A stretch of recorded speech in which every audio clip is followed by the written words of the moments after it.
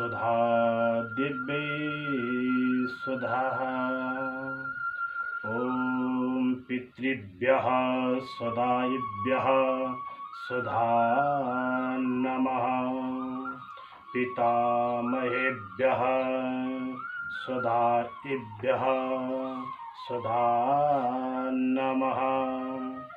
प्रपितामहेभ्यः सुधाभ्यः सुधा नमः। अक्षण्णपीतरो मे वदन्तपीतरो त्रिपन्तपीतरः पीतरः सुन्दध्वम्। धर्मरक्षा YouTube channel हेरिरहनुहुने समस्त भागवत भक्तजनहरूमा जय श्री कृष्ण, जय श्री राधे, जय श्रीमन्नारायण। आदरणीय भक्तजनहरू, हजुरहरू समक्ष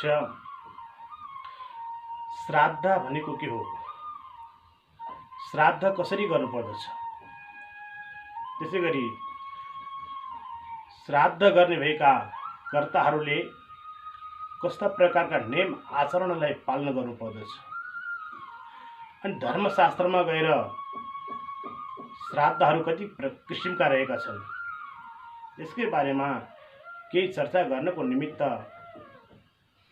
धर्मरक्षा यूट्यूब च्यानलमा उपस्थित भएको छु। श्राद्धको विवेचन गरौँ। सर्वप्रथम श्राद्ध शब्दको हामी अर्थ गरौँ। श्राद्ध भनेको के हो त? ने श्रद्धया क्रियते यत्र तत्श्राद्धम परिकीर्तितम भनिएको छ। पितृको उद्देश्यले जो कार्य श्रद्धापूर्वक गरिन्छ त्यसैलाई श्राद्ध भनिन्छ, त्यसैलाई पितृयज्ञ भनिन्छ। यो कुराहरू यसरी प्रष्टाइको हामी भेट्दछौँ कि कात्यायन स्मृतिमा भनिएको छ, श्राद्ध वा पितृयज्ञ स्यात्। श्राद्ध भन्नु र पितृयज्ञ भन्नु एउटै रहेको छ। हामीले पितृयज्ञ गर्नुपर्दछ, श्राद्ध गर्नुपर्दछ। श्राद्ध त्यसलाई भनिन्छ जुन श्रद्धापूर्वक गरिन्छ। यही कुरालाई भविष्य पुराणमा प्रस्ताविएको छ, जसमध्येमा देशे काले च पात्रे च श्रद्धया विधिना च यद् पितॄन् उद्देश्य विप्रेभ्यो दत्तं श्राद्धमुदाहृतं भनिएको छ। देश काल पात्रमा श्रद्धाले विधिपूर्वक पितृहरूको नाम गोत्र उच्चारण गरेर संकल्प गरेर ब्राह्मणहरूलाई जो सामग्रीहरू दान गरेर दिइन्छ तिनैलाई श्राद्ध भनिन्छ, तिनैलाई पितृयज्ञ भनिन्छ। यो पितृयज्ञ रहेको छ। पितृयज्ञ गर्नको निमित्त धेरै प्रकारका धेरै किसिमका श्राद्धहरू हुन्छन् भनेर धर्मशास्त्रमा बताइएको छ र श्राद्ध पक्षहरू रहेका छन्। धर्मशास्त्रमा श्राद्ध पक्ष कहिले हुने गर्छ भनेदेखि जसै गरी भाद्र शुक्ल पूर्णिमाको दिनदेखि आश्विन कृष्ण अमावस्या दिन प्रयत्न जुन 16 दिनको जो तिथि हुन्छ, यी कृष्ण पक्ष जो पक्ष हो पितृपक्ष हो, यस पक्षभित्र 16 दिनलाई नै 16 श्राद्ध भनिन्छ। 16 श्राद्ध विशेषमा पार्वण श्राद्ध गरिन्छ। यो पर्वमा गरिने जुन श्राद्ध हो, यो पर्वमा गरिने जुन श्राद्धलाई पार्वण श्राद्ध भनेर भनिएको छ। पार्वण श्राद्ध गर्ने भएका कर्ताहरूले अथवा एकोदिष्ट श्राद्ध गर्ने भएका कर्ताहरूले यस्ता प्रकारका नेम आचरणलाई चाहिँ पालन गर्नुपर्छ कि जसमध्येमा गएर पूर्व दिनमा श्राद्धको तिथि हुनुभन्दा पूर्व दिनमा नै शौच पवित्रताको आवश्यकता पर्दछ। शौच पवित्रता हुनको लागि हाम्रा जुन कपाल मुण्डनदेखि लिएर गएर अन्य जुन कर्महरू हुन्छन् धर्मशास्त्रमा बताइएको छ, क्षौरम निमित्तिकम कार्यम निषेधे सत्यपि ध्रुवम पित्रादि मृत्युदीक्षासु प्रायश्चित्ते तीर्थके। जुन श्राद्ध गर्ने भएका कर्ताले पूर्व दिनमा जुन एक छाकीको दिन जसलाई हामी भन्दछौँ त्यस दिनमा नै दारी जुगा कपाल खौराउनु पर्दछ। अनि शौच पवित्र भएर स्नान गरिसकेपछि घृतपाक्य घिउमा पकाइएका धर्मशास्त्रले ग्रहण गर्न हुन्छ भनेर भनिएका जुन पदार्थहरू छन् ती पदार्थहरूलाई खाएर हविष्यान्न जसलाई भनिन्छ त्यो हविष्यान्नहरू खाएर एक छाकी बसेर आफ्ना पितृहरूको जुन सम्झना गर्ने हो र आफ्नो पितृकर्म गर्ने जुन दिन हुन्छ त्यस दिनमा पितृहरूको लागि जुन चाहिने जुन सामग्रीहरू तयार गर्ने, ब्राह्मणहरूलाई निमन्त्रणा जो गर्ने, ब्राह्मणहरूको जुन आगमन भइसकेपछि पितृहरू खुसी हुन्छन् अनि पितृकर्महरू गर्नुपर्छ। पितृकर्म गर्ने दिनमा आफ्ना दिवंगत पितृहरूको नाम गोत्र उच्चारण गरी वाक्यपूर्वक पितृहरूको नाममा तर्पण, सिधा, पिण्डदान, श्राद्ध कर्म यसरी गर्नुपर्दछ। धर्मशास्त्रमा भनिएको छ, पुराणहरूमा यी वचनहरू आउँदछन्, देवताहरूले भाव चाहन्छन् भनेदेखि पितृहरूले वाक्य चाहन्छन्। भावम इच्छन्ति देवताः पितरं तु वाक्यम, वाक्यम इच्छन्ति पितरः। पितृहरूले वाक्य इच्छा गर्दछन्, वाक्यमा शुद्धता हुनु पर्यो। जुन वाक्य उच्चारण गरेर जुन पितृहरूलाई दिएको छ त्यो पितृ समक्ष पुग्नु पर्यो। तसर्थ पढे लेखेका ब्राह्मणद्वारा पितृयज्ञ गराउनु भन्ने जुन प्रसङ्ग पनि जोडिन्छन् र पितृकर्म गर्ने भएका कर्ताहरूलाई पितृहरू प्रफुल्लित भएर खुसी भएर आशीर्वाद दिन्छन् भने पितृकर्म नगर्ने भएका जुन व्यक्तिहरूलाई पितृहरूले निराश भएर चाहिँ श्राप दिन्छ। तसर्थ पितृकर्म गर्नुपर्छ, पितृप्रतिको विश्वास हुनुपर्छ। जसले कपाल खौरेर, जुगा खौरेर अनि दारी खौरेर घृतपाक्यमा पाकेका जुन हविष्यान्नहरू खाएर एक भक्त रहेर एक छाकी बसेर पितृकर्म गर्छन् भनेदेखि तिनीहरूलाई आशीर्वाद प्राप्त हुन्छ। जसले यस्तो प्रकारले कपाल, दारी, जुवा नखौरिकन घृतपाक्यमा पाकेका हविष्यान्न नखाइकन श्रद्धा नगरिकन बस्दछन् भने तिनीहरूलाई प्राश्चित्त लाग्दछ। त्यो प्राश्चित्तको लाग्छ, प्राश्चित्तबाट कहिले पनि मुक्त हुन सक्दैन। पितृहरूले श्राप दिन्छ। तसर्थ जसले पितृप्रतिको आस्था गर्छन्, जसले पितृप्रति विश्वास गर्छन् र पितृकर्म गर्छन् भनेदेखि पितृहरूले तिनीहरूलाई आयु, प्रजाधनम, विद्या, स्वर्ग, मोक्ष, सुखानि च प्रयच्छन्तु यथा राज्यम पितर श्राद्ध तर्पितः। जसले श्राद्ध गर्छन् तिनीहरूलाई पितृहरू प्रफुल्लित भएर आयु प्रदान गर्छन्, प्रजा, धन, विद्या, राज्य, सुख, स्वर्ग र अन्तिममा मोक्ष प्राप्ति हुने गर्दछ। तसर्थ धर्मशास्त्रमा बताइएको छ कि देव कार्य भन्दा पनि उत्तम र ठुलो महत्त्व पाएको यो पितृकार्य हो। पितृकार्यलाई गर्नुपर्छ। देवताहरू हुनुहुन्थ्यो, देवताहरूलाई हामीले देखेका छैनौँ, देवताका केही प्रतिमालाई मात्र हामीले देखेका छौँ भने पितृहरूलाई त जो भएका जो पितृ छन् पितृहरूलाई हामीले देखेका छौँ। जुन हामीले हाम्रा बुबालाई, हाम्रा हजुरबालाई, हाम्रा जिजु हजुरबालाई, त्यसै गरी हजुरआमैलाई, बुढी हजुरआमैलाई हामीले देखेका हौँ अथवा कतिले देखेका छैनौँ, देखेका छौँ। तिनीहरू नै पितृ बनेका छन्। जुन पितृ तिनीहरूकै नाममा जुन प्रदान गर्ने हो पितृकर्म यसरी गर्नु। जसले पितृ हुँदैनन्, पितृकर्म गर्नु पर्दैन, श्राद्ध गर्नु पर्दैन, श्राद्ध गर्नु भनेको केवल ब्राह्मणलाई दिनु हो भनेर भन्दछन् भने तिनीहरूप्रति पितृहरू अत्यन्त नै क्रोधित हुन्छन्, रिसाउँछन् र तिनीहरूलाई दुःख दिन्छन्। जहाँ भनेको पितृकर्म नहुने घर रहेको छ ती घरमा कहिले पनि शान्ति हुँदैन, कलह हुन्छ, झगडा हुन्छ। पितृहरूले भएका धन सम्पत्ति पनि हरण गर्दछन्, दुःख मात्र उत्पन्न हुने गर्दछ। त्यति मात्र होइन, धर्मशास्त्रमा भनिएको छ कि न सन्ति पितरश्चेति कृत्वा मनसि यो नरः श्राद्धं न कुरुते तत्र तस्या रक्तं पिबन्ति ते तस्या रक्तं पिबन्ति ते। जसले पितृहरू छैनन्, हुँदैनन्, उन भनी श्राद्धादि जुन कर्म गर्दैनन् भने त्यसको रगत पितृहरूले पिउँछन्, त्यसलाई दुःख दिन्छन्, त्यसलाई अनेक प्रकारका पितृदोषहरू हुन्छन्। त्यसर्थ पितृ कार्य गर्नुपर्छ, पितृ कार्य गर्न छोड्नु हुँदैन। भगवान परमात्माले पनि रामचन्द्र प्रभुले पनि पितृकर्म गर्नुभयो। त्यसै गरी विष्णु पितामहले पनि पितृकर्म गर्नुभएको थियो भन्ने पनि वचनहरू रहेका छन्। पुराणहरूमा पनि पितृकर्म गर्नुभएका व्यक्तिहरूको उद्धार भएको, श्राद्ध गरेका व्यक्तिहरूको उद्धार भएको प्रसङ्गहरू पाउँदछौँ। तसर्थ पुराण अनुसार, धर्मशास्त्र अनुसार श्राद्धहरू धेरै प्रकारका, धेरै किसिमका हुने गर्छन्।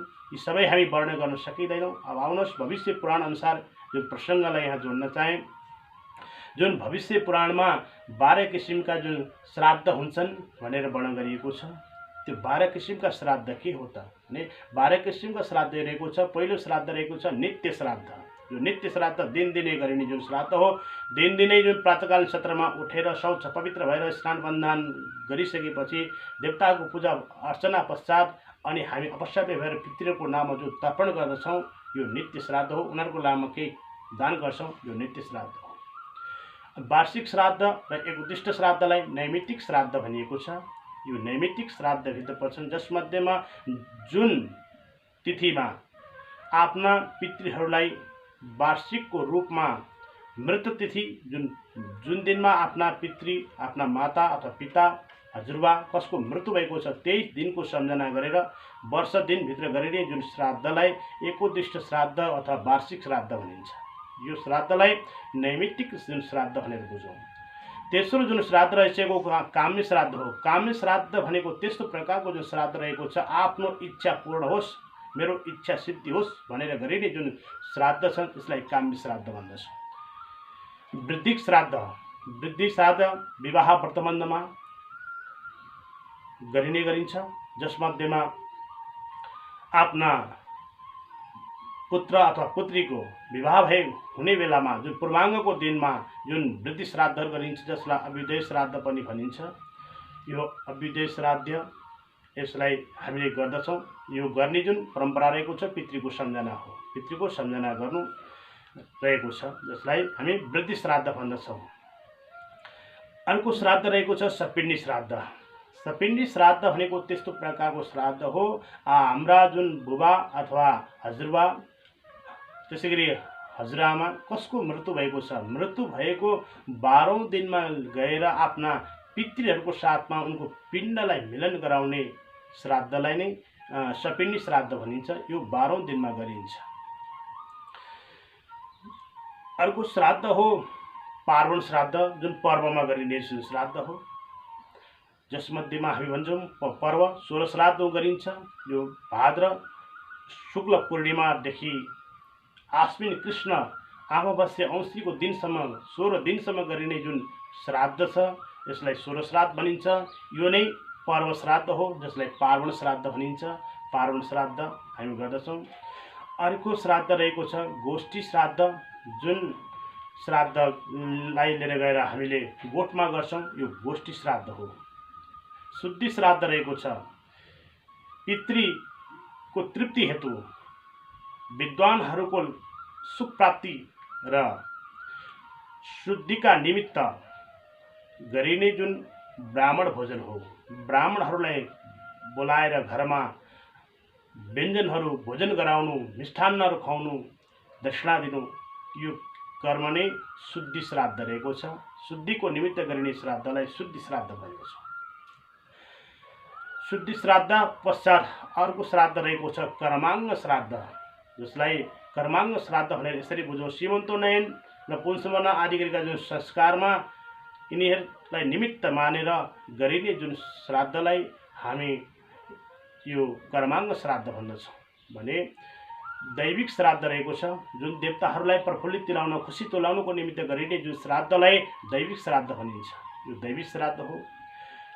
त्यस्तै प्रकारले यात्रा श्राद्ध हुने गर्छ।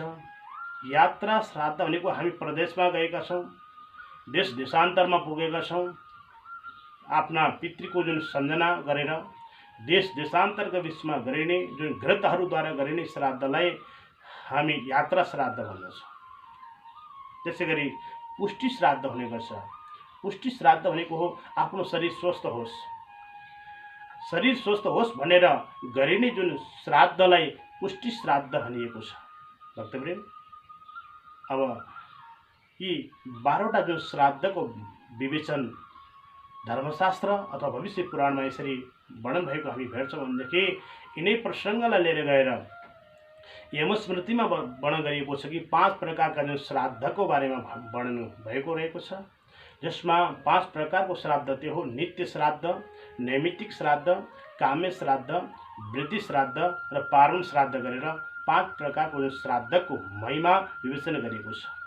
त्यति मात्रै होइन, श्राद्ध त धेरै किसिमका रहेका छन्, जसमध्येमा हामीले जुन एकोदृष्टि विधिबाट गर्ने जुन श्राद्ध, वार्षिक श्राद्ध, सपिण्डी श्राद्ध, अनि आएर तीर्थ श्राद्ध, तीर्थमा गरिने जुन श्राद्धहरू हुन्छन् तीर्थ श्राद्ध, पार्वण श्राद्ध, यी श्राद्धहरूको महिमा अर्थात् रहेका छन्। जे जसो भए तापनि खासै गरी हाम्रो समाजमा एकोदिष्ट श्राद्ध जुन आफ्ना पितृहरूलाई वार्षिक रूपमा मृत तिथिमा गरिने जुन श्राद्धलाई एकोदिष्ट श्राद्ध भनिन्छ। यही श्राद्धलाई जुन वार्षिक श्राद्ध पनि भनौँ, जुन वर्षक दिनमा गरिने श्राद्ध हो। अनि एक प्रावण श्राद्ध हुन्छ। एक प्रावण श्राद्ध भनेको त्यो हो जुन पितृको मृत महिनाको पक्ष तिथि याद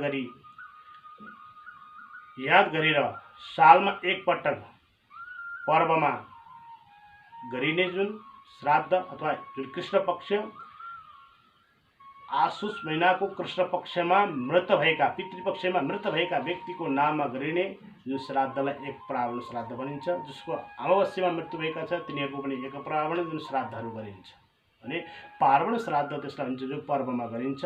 जुन पितृको निमित्त महिनाको पक्ष तिथि याद गरेर सालमा एक पटक जुन पितृपक्षमा गरिने जुन श्राद्धलाई पार्वण श्राद्ध भनिएको छ। पार्वण श्राद्ध गर्ने भएका, एकोदिष्ट श्राद्ध गर्ने भएका, एक प्रावण श्राद्ध गर्ने भएका व्यक्तिहरूले, तीर्थ श्राद्ध गर्ने भएका जो व्यक्तिहरू छन् तिनीहरूले श्राद्ध कर्म गर्नको लागि धर्मशास्त्रमा समयको पनि छुट्याइएको छ। जसमध्येमा कुनै श्राद्ध गएर पूर्वाह्नमा गर्नु, कुनै गएर अपराह्नमा गर्नु, कोही मध्याह्नमा गर्नु भनिएको छ।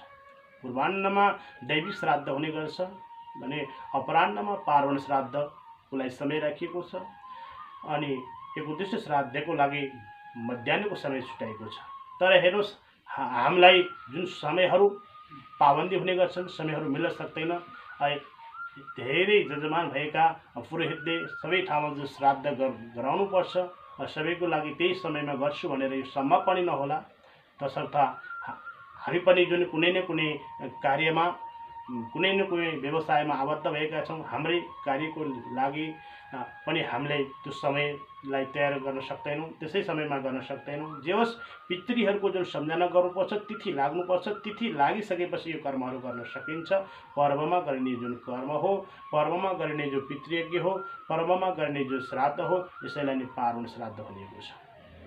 र श्राद्ध गर्दाखेरिमा आदरणीय भक्तवृन्दहरू, श्राद्ध गर्दाखेरिमा जुन पिण्डमाथि जुन चढाइदिने जुन पुष्पहरू रहेका छन्, जसै गरी जौ, तिल, कुश, यो अत्यन्त नै पावन रहेको छ। जौ, तिल, कुश र गङ्गाजल यो हामीले जुनसुकै पूजामा पनि स्वीकार गर्न सक्दछौँ। पितृ कार्यको लागि पनि यो अत्यन्त नै महत्त्वपूर्ण रहेको छ, नभई हुँदैन। र पितृ कार्यको लागि जुन पुष्पहरू रहेका छन्, जसै गरी श्राद्धमा पिण्डमाथि अर्पण गर्नको निमित्त प्रयोग गर्ने जुन पुष्पहरू अगस्त्य फुल, त्यसै गरी भृङ्गराज फुल, अनि तुलसी पत्र, शतपत्री सयपत्री फुल, चम्पा फुल, अनि तिल पुष्प फुल, टक्करको फुल, पारिजात फुल, यिनीहरूलाई पितृ कार्यको लागि अत्यन्त नै उत्तम बताइएको छ भने। र पितृकर्मका लागि यस्ता प्रकारका फुलहरू रहेका छन् जसलाई ग्रहण गर्ने योग्य छैनन्, त्यसैहरूलाई निषेध गरिएको छ, चढाउनु हुँदैन। जसमा केतकीको जुन पुष्प रहेको छ यो पितृकर्मलाई स्वीकार्य छैन। करवीर पुष्प भयो, बकुल पुष्प भयो, कुन्दक पुष्प भयो, पाटली पुष्प भयो, जाई पुष्प भयो, यी पुष्पहरूलाई र रक्त पुष्पहरूलाई, रातो फुलहरूलाई पितृकर्ममा प्रयोग गरिँदैन। र पितृकर्ममा प्रयोग नहुने पुष्पहरूलाई श्राद्धको दिन प्रयोग गर्नुहुन्न। र श्राद्ध गर्ने जुन क्रम हुन्छ, श्राद्ध गर्दाखेरिमा हाम्रो जुन पितृहरूको तिथि आइरहेको छ, हामीलाई जुठो सुतक परेको छ, जुठो सुतकभित्र हामीले पितृकर्म गर्नु हुँदैन।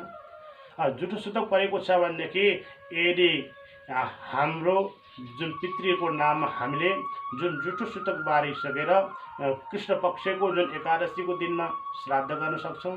त्यसै गरी औँसीको दिनमा श्राद्ध गर्न सक्छौँ र साथसाथै जुन कसैको मृत भएको छ जुन सपिण्डी श्राद्ध अनन्तरम हामीले आफ्ना पितृको नाममा श्राद्ध गर्न सकिन्छ। यो श्राद्धको महिमा रहेको छ आदरणीय भक्तबहिनीहरू। र श्राद्धको महत्त्वपूर्ण वर्णन पुराणहरूमा पनि उल्लेखित भएको पाउँदछौँ। जसरी श्राद्ध गर्नको निमित्त पितृहरूलाई निमन्त्रणा गरिन्छ। जुन दिन पितृलाई कर्म गर्नको निमित्त ब्राह्मणहरूलाई निमन्त्रणा गरिन्छ र ब्राह्मणहरू पितृयज्ञ गराउनको निमित्त घरमा आउँछन्। त्यसै दिनबाट पितृहरू प्रफुल्लित भएर खुसी हुन्छन् भने घरभित्र ब्राह्मणको पाउ पर्ने बित्तिकै पितृहरू प्रफुल्लित हुने गर्दछन्। तसर्थ पितृकर्म गर्नको निमित्त ब्राह्मणहरूलाई निमन्त्रणा गर्नु पर्यो। ब्राह्मणहरूको आगमन हुन्छ। पढे लेखेका विद्वान ब्राह्मणलाई बोलाउनु पर्यो, जसद्वारा जुन वाक्यले चाहिँ गर्दाखेरि पितृहरूलाई प्राप्त होस्। श्राद्ध गर्नको निमित्त तर्पण गरिन्छ, ब्राह्मण स्थापना गरिन्छ, ब्राह्मण पूजा गरिन्छ, सिधादान हुन्छन्, पिण्डदान हुन्छन्। श्राद्ध यसरी गरिन्छ र पिण्ड जो प्रदान गरिएको छ, जो अन्न हामी प्रदान गर्छौँ, सिधान्न जुन प्रदान गर्छौँ, त्यो अन्न जुन पिण्ड रहेको छ हाम्रा पितृहरूलाई अमृतको रूपमा प्राप्त हुने गर्दछ। जस्तो जस्तो अवस्थाका बिचमा हाम्रा पितृहरू पुगेका छन् त्यस्तै त्यस्तै अवस्थाका बिचमा हामीले दिएका जुन सामग्रीहरू उनीहरूलाई चाहिँ प्राप्त हुन्छ। दैत्य योनिमा गएका छन् भनेदेखि तिनीहरूलाई भोगको रूपमा जुन प्राप्त हुने गर्दछ। पशु योनिमा रहेका छन् तिनीहरूलाई तृण घाँसपातको रूपमा चाहिँ हामीले दिएका अन्नहरू पिण्डदानहरू प्राप्त हुने गर्दछ। सर्प योनिमा गएका छन् वायुको रूपमा प्राप्त हुन्छ। यक्ष योनिमा गएका छन् पानको रूपमा प्राप्त हुन्छ। मनुष्य योनिमा रहेका छन् अन्नको रूपमा प्राप्त हुन्छ। प्रेत योनिमा गएका छन् रगतको रूपमा प्राप्त हुन्छ। अनि जस्तो जस्तो योनिमा गएर उनीहरू रहेका छन् त्यस्तै त्यस्तै प्रकारले हामीले दिएका जुन अन्न पिण्डदान सिधादान जो रहेको छ तर्पणहरू तिनीहरूलाई चाहिँ प्राप्त हुन्छ। जुन मधु हामी गरेको उसले चाहिँ प्रदान गर्छन्। त्यसरी श्राद्धको जुन कर्ममा हामी मधु मधु भनेर स्मरण गर्दछौँ, यही कर्म रहेको छ। यसरी श्राद्ध गर्नुपर्छ। श्राद्ध गरेर नै पितृहरूको जुन तरणतारण हुने गर्छ। श्रद्धा छैन, विश्वास छैन, प्रेम छैन भने तपाईँले दिएको जुन पदार्थहरू पितृहरूलाई प्राप्त हुन सक्दैनन् भन्दै आदरणीय भक्तबहिनीहरू हजुरहरू समक्ष संक्षिप्त रूपमा भावार्थ रूपमा यो धर्मशास्त्रका महिमाहरू पितृकर्मका महिमाहरू ल्याएर यहाँहरूलाई प्रस्तुत गरेर सुनाए। हाम्रो यस भिडियोलाई हेरेर अवश्य पनि ज्ञान प्राप्त गर्नुहुन्छ र अवश्य पनि यहाँहरूलाई यो भिडियोलाई राम्रो लाग्यो भनेदेखि यसलाई सेयर गर्नुहुन्छ भन्ने म पूर्ण विश्वासको साथमा अहिलेको लागि बागरूपी सरस्वतीलाई यहाँ विश्राम दिन चाहन्छु। ओम सर्वे भवन्तु सुखिनः, सर्वे सन्तु निरामया, सर्वे भद्राणि पश्यन्तु मा कश्चित् दुःखभाग् जनाः। ओम शान्ति, ओम शान्ति, ओम शान्ति।